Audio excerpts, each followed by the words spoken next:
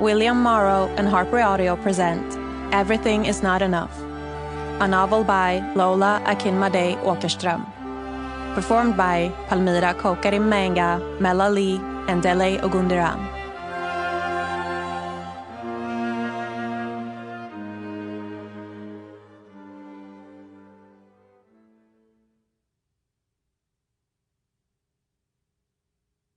For the strong, looking for safe spaces to be weak. Author's note. Trigger warning. Please be advised, this novel discusses issues of infidelity, sexual assault, infant loss, and suicide. Part 1. 1. Yasmin. Yasmin watches the police officer's thin lips. They're still moving, spewing words which are making no sense.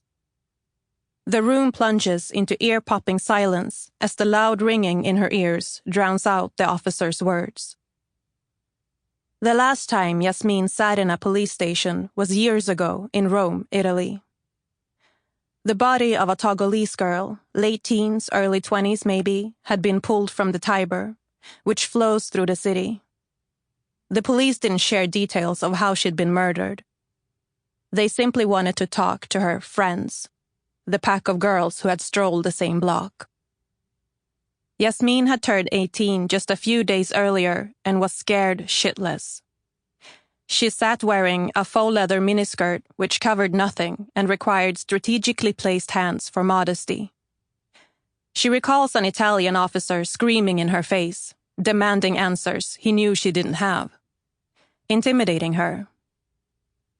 When he finally took what he wanted from her in a back room of the station in exchange for the freedom she already had, her fear had already taken her choice and reason with it. Now the officer in front of her, a blonde woman with clear eyes, is staring her down, watching for signs of evasion.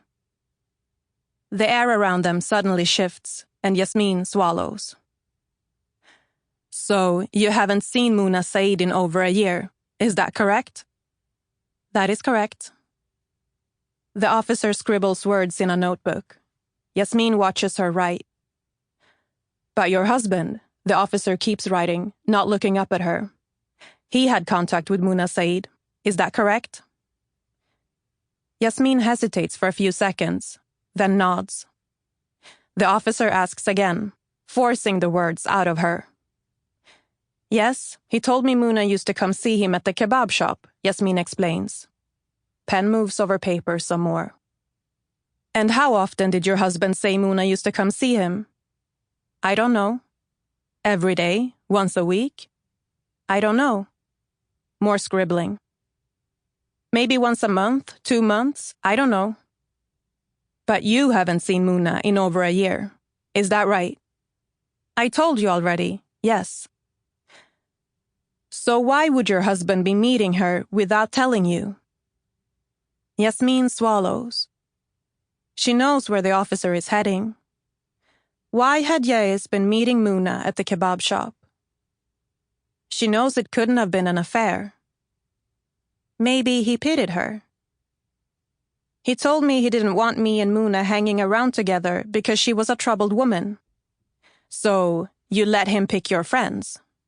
No, he said he was protecting me from her. Why would he need to protect you from her? Was she dangerous? No. Did she have radical leanings? The officer asks. Yasmin frowns at her. Is that why your husband kept her away from you? No. Why do you think Muna Said would do this? When you were friends, did she mention these thoughts to you? No, she never mentioned anything. Yes, she was sad and depressed because she had no family. But to do this to herself? La sama Allah. Was Muna ever violent? Never, she exclaims. Do you know that minutes before she jumped, she attacked a young man, fracturing his skull? Yes. Sample complete. Ready to continue?